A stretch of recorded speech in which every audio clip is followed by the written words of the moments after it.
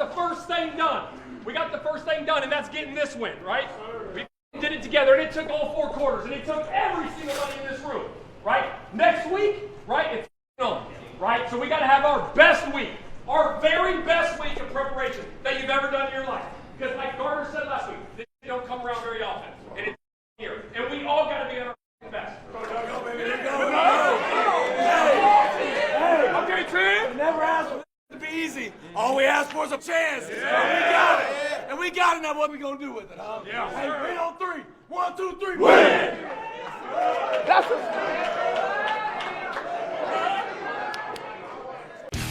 You're listening to the Colts Blue Zone Podcast with Mike Chappell and Dave Griffiths. That was Shane Steichen and Gardner Minshew in the locker room after the Colts beat the Las Vegas Raiders 23-20 at Lucas Oil Stadium. All they wanted was a chance. Now they've got one, and it's great as we enter Week 18 of the NFL season. You can throw a lot of those weird scenarios away. We no longer have to worry about, well, if Team A does this and Team B does this, then the Colts need to do that. It's very simple now. The Colts don't have to rely on anyone to get into the playoffs. They don't need any help to get into the playoffs. They control their future when it comes to the postseason, and it all will come down to a Week 18 matchup against the Houston Texans. That'll be at Lucas Oil Stadium. The kickoff will be 8:15 on Saturday night as the NFL kind of finally settled its schedule for Week 18. If you looked at the schedule for Week 18 for any of the teams, you saw TBDs by everybody's dates and times for that particular week because the NFL wants to wait until the second to last week of the season, see where things shake out for the playoff race, see which games are going to be the most critical and the most crucial matchups so that the league can then make sure to put some of those big games, the ones that are going to determine whether a team gets in the playoffs, into some of the national windows. And the Colts are the beneficiaries of that. They'll have kind of their third primetime, well, not their third primetime game, but their third national game of the season. The first one was, of course, the game that they played against the Patriots in Germany. And then they did have a Saturday window game against the Pittsburgh Steelers a couple weeks ago that was a de facto national game, and now audiences will get to see them. The national TV audience will get to see them for the third time, where they're the only game on at the time next week. But it is reassuring that again, they don't need help. They don't need anyone to beat anybody else. They don't need to rely on some weird scenario involving a tie or something like that to get into the postseason, and that's because they took care of business. And then they did get some help yesterday, and that's when the Cincinnati Bengals lost to the Kansas City Chiefs. That eliminated the Bengals from the playoffs because there was a scenario, and it was unlikely but also possible. There was a scenario in which the Colts and the Bengals were the only two teams left with the same records in the AFC. If that were to happen, Cincinnati, by virtue of beating the Colts a few weeks ago, would have had the tiebreaker over Indianapolis. And even if Indy won next week against the Texans, then they would have been on the outside looking in when it came to the playoffs. So that scenario is no longer possible because the Kansas City Chiefs beat the Cincinnati Bengals, and that means that the Colts control everything here. They stay at home next week, and they welcome the Houston Texans in. If they can beat the Texans on Saturday night, then the Colts are in the playoffs. It's very simple. If they lose, they go home. And the reason they go home is because two of the other slots in the AFC playoff race are pretty much decided. If they lose, they have no shot at winning the AFC South because that would be the Jaguars or the Texans. And by virtue of some tiebreakers and some other things within the division, the Colts would be done. They would be out. And they also have a chance at winning the division. And that comes if Indianapolis, I know it's a big if, capital I, capital F, but if Indianapolis beats the Texans next week and they're in the playoffs, guaranteed at least a wild card spot, on Saturday when the Jaguars play the Titans, if the Jaguars happen to lose that game, then the Colts move up to the 4th seed in the playoffs because they win the AFC South, and they would host a playoff game. It's not the most likeliest of scenarios. Tennessee did not look very good this week in their game, but you never know. I mean, Jacksonville, yes, they won yesterday, but they played Carolina with their, and they had their backup quarterback in there because Trevor Lawrence has been hurt with a shoulder injury.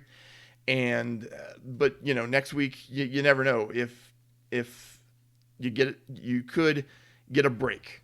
And the Colts did get some breaks yesterday against the Las Vegas Raiders. But we'll talk about the game real quick and look at some of the numbers in this game. And it really just came down to the Colts. For a couple of minutes, I thought maybe we had a repeat of the Atlanta game because on the first drive, the Colts just looked great. They just got that ball down the field. They scored pretty easily, it felt like, on that first drive. Like they did a good job of scripting their plays. They got a big play to Josh Downs on that drive from Gardner Minshew, a 50-yard connection between those two players. And it looked like Indy was rolling. And then the Raiders didn't this time at least respond with a touchdown like Atlanta did, but they responded with a field goal. And then the offense kind of went into a coma for a while. We just had some punts, and, you kind of feared that, the defense, which was a little depleted, was maybe going to give up some plays and that maybe the Raiders take control of this thing, but they never let them do that. And then they got just another big play. And earlier in the game, if you watch, Matt Ryan did the commentary for this one. Earlier in the game, the Colts had called a play in which Alec Pierce had gotten wide open down the field, but because of some pressure, Gardner Minshew didn't really see him or have the time to get the ball down there, and he kind of just threw the ball away to Mo Alley Cox on a short pass because that's what he could do there in that particular situation.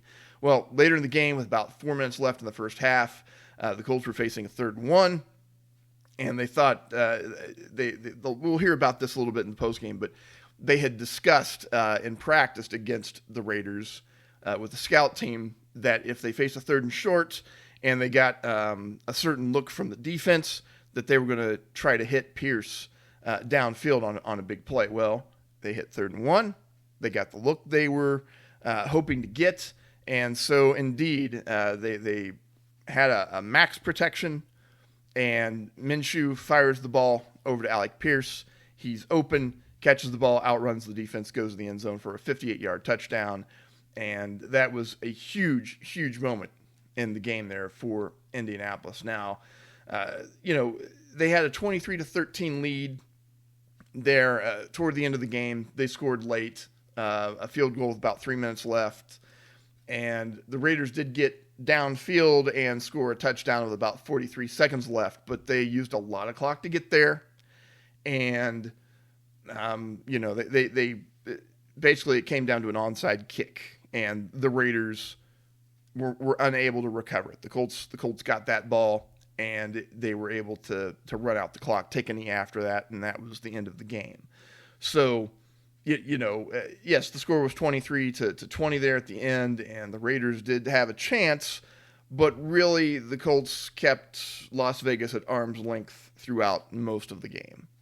So, just an unusual game. If you look at the team stats and you were to do a blind draw, take away the final score, you would think that probably the Raiders won this game. They had more first downs, they had more offensive yardage, they won time of possession, but stats can be misleading because the Colts played a pretty efficient offensive game. They lived by the throw to score points, run to win the game philosophy. And in the second half, it was a little, they didn't do a ton on offense, but they did just enough. And they made some mistakes too. I mean, they really would have kept the Raiders at arm's length probably without a roughing the kicker, an unsportsmanlike conduct personal foul roughing the kicker against EJ Speed trying to block a punt and just kind of rolled right in, just kind of took the punter out. And instead of a punt and a turnover, so the Colts would have gotten the ball back, That was a 15-yard penalty, kept the drive alive, and the Raiders ended up scoring from that. Now, by that same token, the Raiders killed themselves. Now, this had been a fairly disciplined Raiders team this year. They had not committed a lot of penalties, but they had a couple of situations where they faced a 4th and 1 near midfield or near the logo there or just past it, where they were going to go for it on 4th and 1, and then they had a procedural penalty. And it turned into a 4th and 6, and instead of going for it, then they had to punt. So the Colts got a couple of breaks there. On the final drive that the Colts had on offense, their actual drive, not their kneel down, obviously, they got a couple of breaks. There was a pass interference that was called against Jack Jones, pushing Michael Pittman out of bounds before he even had the chance to try to catch a ball, and that set up that last field goal. And then Indianapolis also missed the field goal. Matt Gay, again, man, lined up for a 50-yarder, and he pushed it right. But the referee said Jack Jones had lined up offsides on that particular play. So the Colts got another shot at it, and Matt Gay nailed the 45-yard field goal. That made it a 10-point game, and those points were crucial because if the Colts miss that one and the Raiders go down the field and score a touchdown, then it's a tie ball game, and it comes down to a final drive from the Colts. So, yes, they made some mistakes. Defensively, they had some trouble. Pretty decent pass rush, although they didn't have a ton of sacks, but they had some pressures. And it was just Kenny Moore was a late scratch. He ended up on the practice report on Friday, and he was not able to play here, so they didn't have him in there. They didn't have Julian Blackmon in there either because he was on IR after being injured in last week's game. And so, they had a really young secondary out there and a personnel grouping that we don't necessarily see a lot. You had Nick Cross playing safety. You had Ronnie Harrison out there. Chris Lamons out there as well. And that's not usually what you see from the Colts out there. That's not usually the personnel grouping. But, they played well enough. They made some mistakes. Jalen Jones had what looked like a pick six, but they called it back on a pass interference because he was all over the receiver when that happened. And, they made some mistakes. Devontae Adams is always going to get you, and he got the Colts pretty good this week. But we've seen that, in this season, is when a team has a very good veteran wide receiver, the secondary has a really hard time keeping that team down, keeping that receiver out of the game. That receiver makes plays.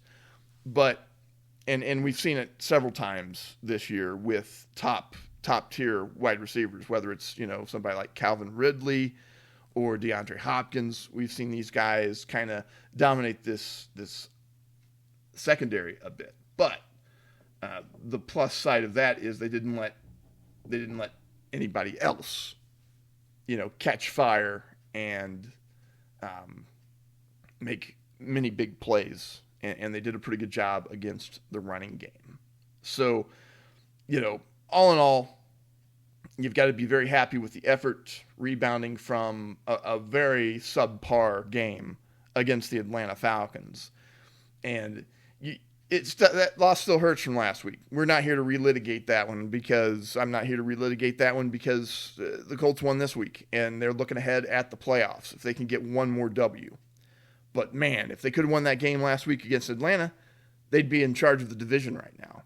And a win would get them into the playoffs and clinch the division next week. Instead, on the division side, they're going to need some help. And I'm not sure they're going to get it from a Tennessee Titans team that's had a very disappointing season and is reeling right now. But credit to the AFC South. One of the worst divisions in football, probably the worst division in football last season. And you've got the possibility, now only two of these teams, can get in, but three teams are fighting for a playoff spot.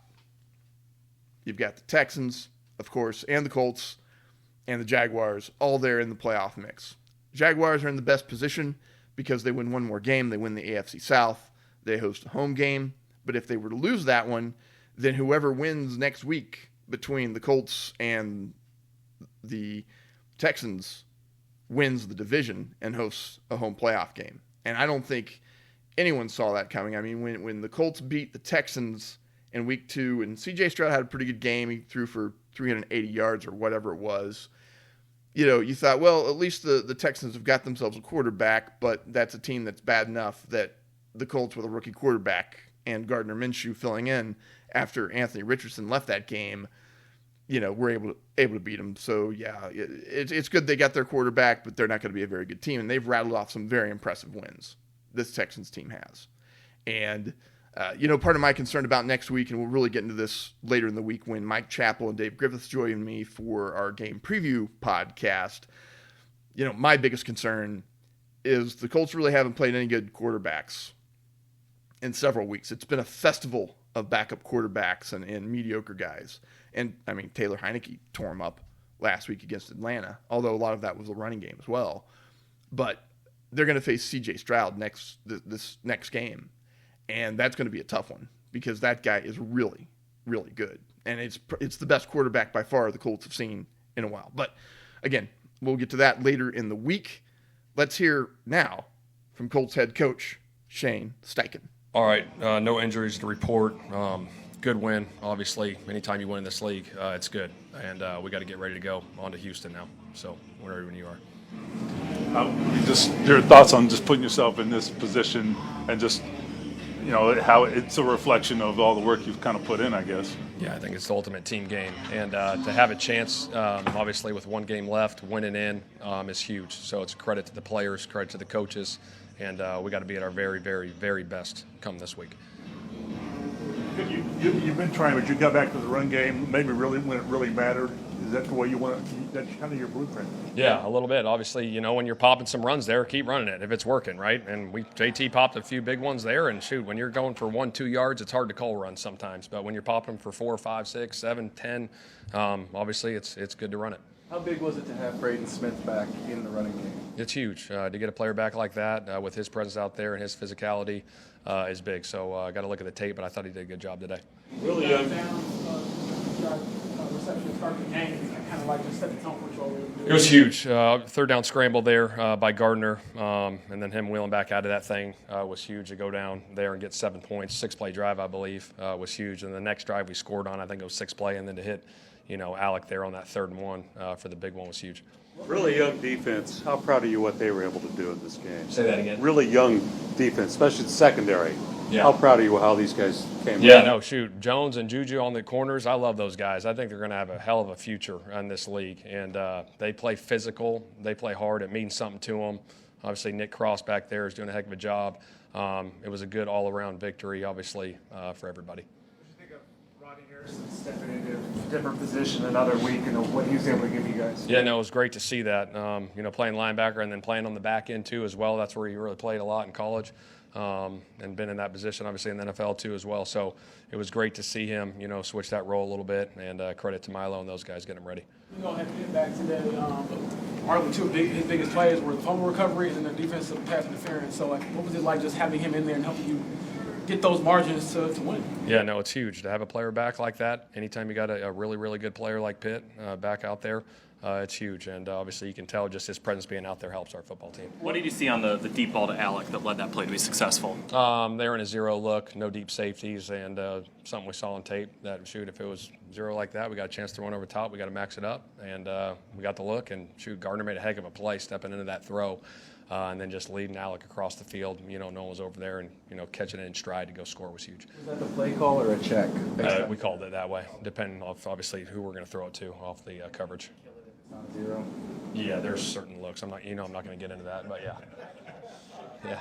Kind of getting back into the run game, you kind of talked about guys like JT and Trey Sermon popping off those big ones, especially in the fourth quarter. Just how big were those, especially when it felt like the Raiders were trying to get back into the game? Yeah, no, it was huge. Credit to the guys up front, leading the charge, creating those holes for them. And I know we got some stuff on the perimeter there. The one that Trey hit around, the edge there was huge. To get those runs, pop those runs, it's good. And then the guys feed off that stuff. The offensive line feeds off it, tight ends feed off it, running backs feed off, sidelines feed off it. It's good momentum when you're popping runs like that. Shane, I'm not sure if we know all the scenarios yet, but just how eager are you to kind of learn about your team in a possibly winner-take-all situation? It's a great question. I think we're going to find out a lot about ourselves. Obviously, we found out a lot about ourselves throughout this season, but tomorrow we know that we got to win, or next week we got to win. So our focus is strictly on Houston now. We're moving on to them. What do you think it is about this team that's able to bounce back from Cincinnati game, Falcons game, the way that they have those two games? Yeah, I think it's resilience, right? Shoot, in this league sometimes you get beat. You don't want to get beat like we did in Cincinnati. You don't want to get beat like we did in Atlanta. How are we going to respond to it? And we can't let that happen week in and week out. You got to bounce back. And our guys have done a heck of a job bouncing back the last 2 times that's happened to us.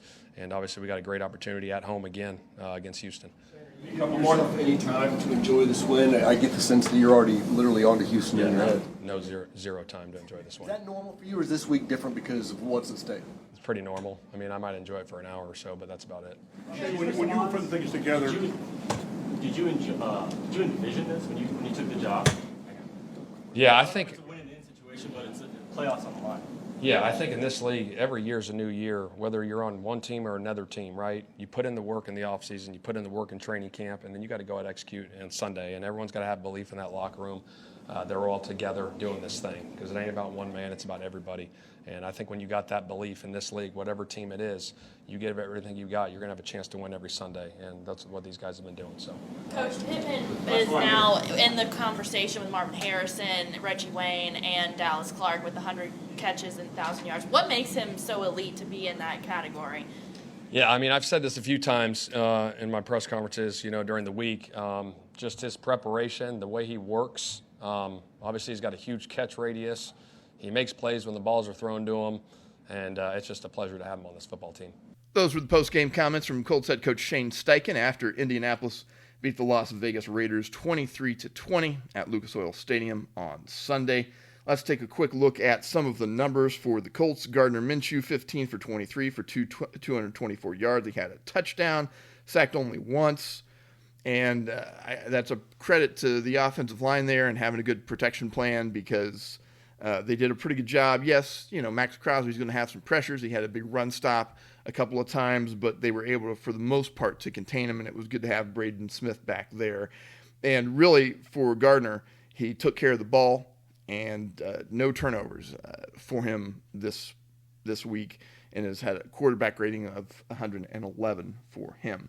On the rushing side, Jonathan Taylor, 21 carries, 96 yards, touchdown on that first drive. He had a long run of 15 yards, 4.6 average there, which is the key for me. And it really felt like, Jonathan Taylor last week when he ran up the middle, he was getting stuffed immediately. This week, whether they're running left or running right or up the middle, he was usually able to get free for a couple of yards, break a couple of tackles, and turn most of these runs into gains. So it was a nice bounce-back game from him and the offensive line, which was a disappointment last week. Trey Sermon, 5 carries for 32. Really the big run there, he had a 27-yard run toward the end of the game. Really keyed on Quentin Nelson getting out in front, and then Michael Pittman making a huge block from the wide receiver position to really open that one up. We did see Tyler Goodson with a run for 3 yards, kind of spelling those two other backs, then Gardner Minshew with a couple runs for 3 yards there for the Colts to pace the running game. In the passing game, as far as receivers go, Alec Pierce, yardage-wise, was your leading receiver. Just the one catch for 58 yards, but that was his only target of the day. It was his only catch, but it was also their biggest play of the game, 58 yards, and it led to a score. So you can't really argue with that. Josh Downs, couple of catches, 53 yards on 2 targets. And again, he had a big catch on their opening drive, and that's pretty much what they got from Downs. Michael Pittman, 5 catches, 46 yards, 7 targets for him, 9.2 yards per reception, a long of 20. Did not get in the end zone, but man, the numbers may not pop off the page there, but if you saw what happened with the Colts and their offense against the Falcons last week, without having Pittman there, kind of a last-second scratch. They found out the day before on Saturday that he was back in concussion protocol, just wasn't quite right and could not play. That offense really missed Michael Pittman Jr. last week. He made some big plays in this game. I think he had a 4th down catch, if I'm remembering correctly. He drew a pass interference flag on a critical drive that led to some points there at the end of the game. He had that block on the Trey Sermon run that I mentioned. And then also earlier in the game, Jonathan Taylor took the ball. It wasn't quite a clean exchange and had the ball batted away from him. He fumbled the ball, basically. I think it was Max Crosby. And Pittman was there and recovered the football. So having Michael Pittman back in this football game and playing back in the lineup for the Colts was huge for Indianapolis, even if the numbers don't necessarily pop off the page there for you. Will Mallory, 1 catch for 19 yards. That was his only target of the game. Mo Alley Cox, 2 catches for 18. Long of 14. He had 3 targets on the day, and Mo dropped one that would have been, I don't think it wouldn't have been a touchdown, but it would have been a first down play in a critical situation, was not able to reel one in. Kylan Granson, 1 catch for 13 yards.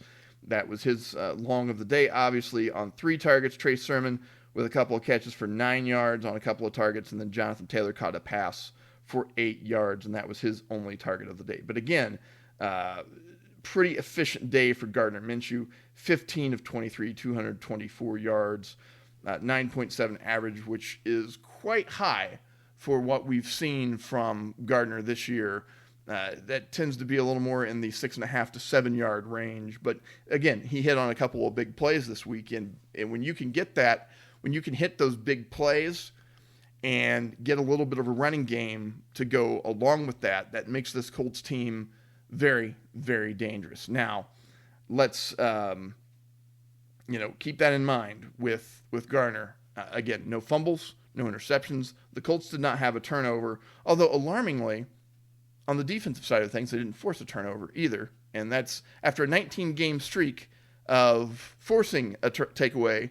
The Colts defense now doesn't have a takeaway in 2 straight games. So that's kind of an aberration there. But generally speaking, they played pretty well in this game. Let's hear from quarterback Gardner Minshew. Can you take us through that shot play to Pierce? Yeah, we kind of knew they had a certain look in their 3rd and shorts where we'd have an opportunity to get a shot up. And man, Shane made the call, put a lot of trust in us in a big spot. AP comes up big. Man, that was awesome, and it was huge at the time. We really needed it. What do you guys think back to August in Grant Park, and now you're here 1 game away, really from winning in? Did you think that was possible, or were you just going to wait to see how the league season went? No, absolutely, man. I think that's the one thing in this league. Everybody's got a chance. I think there's a lot of parity. And, man, I think, even when, we were struggling a little bit there, 3 and 5, I think everybody pulled together instead of going apart. And, man, we were able to get us in this position. So I think everybody's fired up for the opportunity and, ready to go next week. How big was Brayton today, just getting him back in everything, run game, pass game? Yeah, no, he's huge, man. We've definitely happy to have him out there. He's a really good player. But like you said, in the run and the pass, entire offensive line today did a great job running the ball, protecting as a group against a really good front. That was awesome. What showed up today that wasn't there last week? Oh, man. I don't know. We were able to hit a couple explosives, I think that really helped. Touchdown at AP was big. We ran the ball well, protected really well. I think we were able to just kind of stay on schedule a little bit more. And I think when we do that, we're, pretty good as an offense. Back in that level too? Yeah, absolutely. You can't overstate how much he means to our offense, and we do a lot of our passing game through him. And man, it's awesome to have him out there.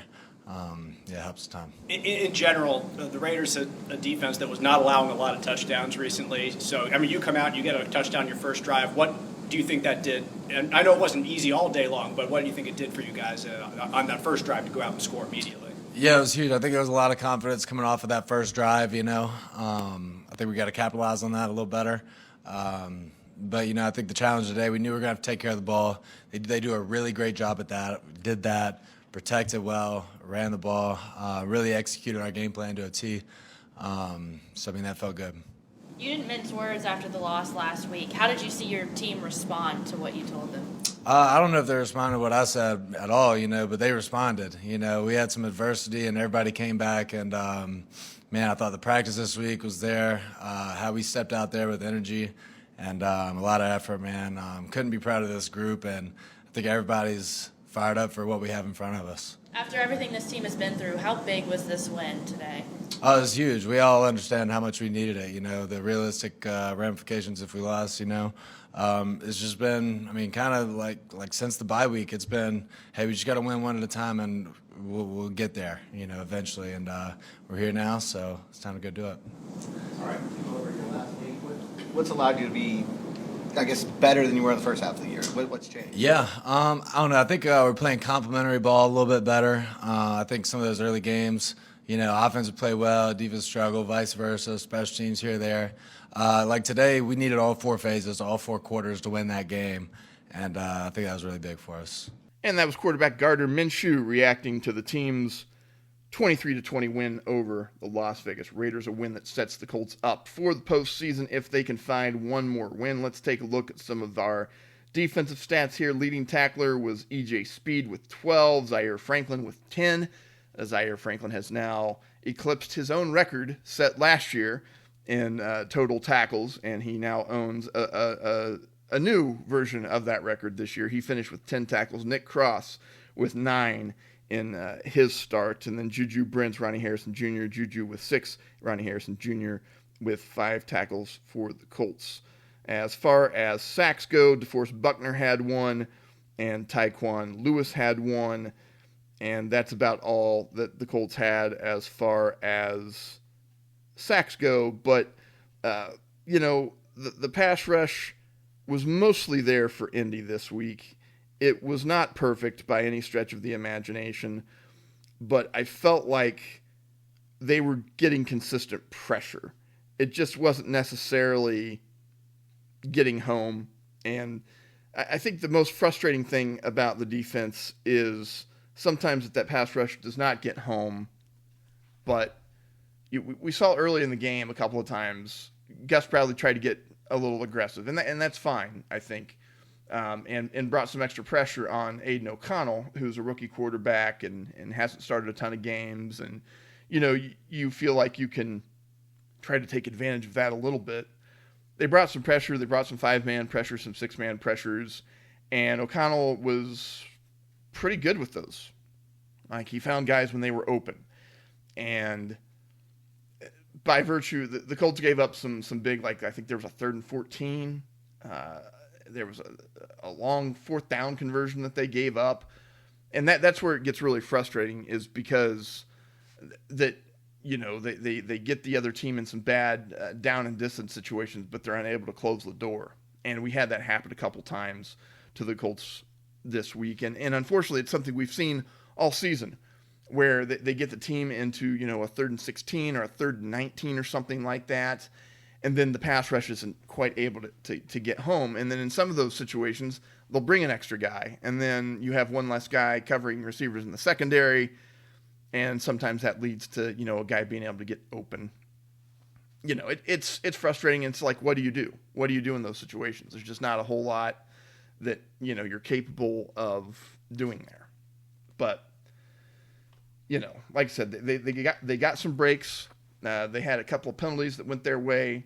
They made their share of mistakes too. I mean, you wonder what the final score would have looked like if Indianapolis and E.J. Speed hadn't had that roughing the punter penalty, because then Indianapolis would have gotten the ball back. Maybe they go down, maybe they score a field goal, or maybe they don't. Maybe nothing comes of that. But the fact is, they gave the ball right back to the Raiders because of the penalty, and then the Raiders went down and scored off that. So, but I really can't complain too much. I mean, the Colts are 9-7. This is a team that was 4-12-1 last year. After Jeff Saturday took over, they beat the Raiders last season. Then they proceeded to lose the rest of their games the remainder of the year in an embarrassing fashion. Think about that game against the Dallas Cowboys. Think about what happened against the Minnesota Vikings, where they blew that huge lead that they had at halftime and, allowed an NFL record comeback. So we're in a better place as fans. We're in a better place, and the franchise is in a much better place than it was a year ago.